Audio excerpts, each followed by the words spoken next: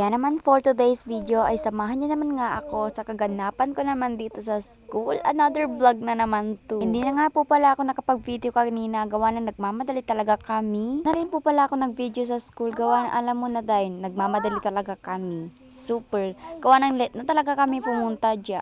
Ganyan naman nga ang mga classmates ko. Super ingay naman talaga kapag wala talaga si ma'am. Talagang kaganapan ko sa school kapag wala pa talaga si ma'am sa mga oras na yan. Fast forward na nga rin po pala at time na nga sa mga oras na yan. Kaya naman talaga uuwi talaga kami. Andawin na nga rin po pala kami sa mga oras na yan. At saka siksikan pa talaga kami sa mga oras na yan. Makarating nga rin po pala kami sa bahay. Dali-dali na rin po pala kumain dito. Para naman gutom ang babaita na to.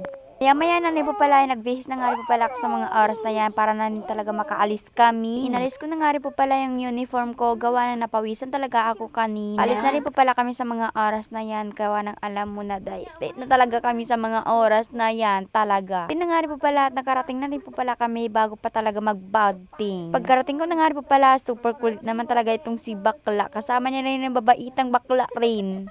Halabi, babaita daw. Iba nga rin po pala ay nagkukulitan at yung iba nagme-makeup pa talaga. Huy, B, ang ganda mo na. Nidyohan ko pa nga rin po pala itong kasama ko. Kasama na rin po pala yan sa nanonood sa aking video. Kaya thank you talaga. Fast forward na nga rin po pala sa mga oras na yan. At wala na nga rin po pala kami teacher sa mga oras na yan. Nag-practice nga po pala sila sa mga oras na yan para sa buwan ng wika. Diba di mo akalain, napakabilis naman talaga nitong video na to. Fast forward na nga rin po pala sa mga oras na yan. O, diba di mo akalain. Fast forward na nga rin naman talaga. Huy! Uwian na nga rin po pala kami sa mga oras na yan at hinihintay nga rin po pala namin itong si Ustads.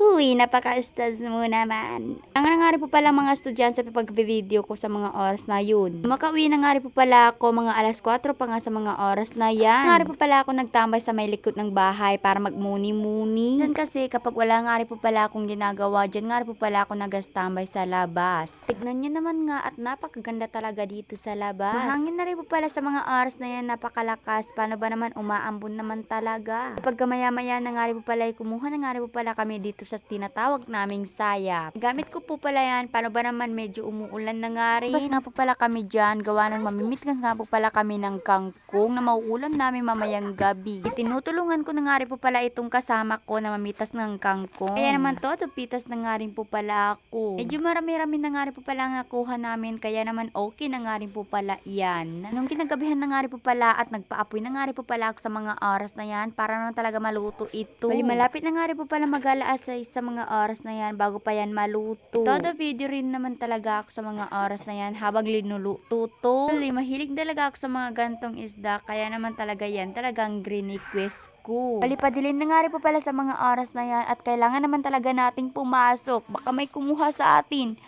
Huy, sana wag naman. Bali maya-maya na nga rin po pala at kumain na rin po pala ako sa mga oras na yan. Paano ba naman gutom ang atiger mo? Salamat nga po pala sa mga nanonood ng video ko. Kasama nga rin po pala yung classmates kong si Ruhaima.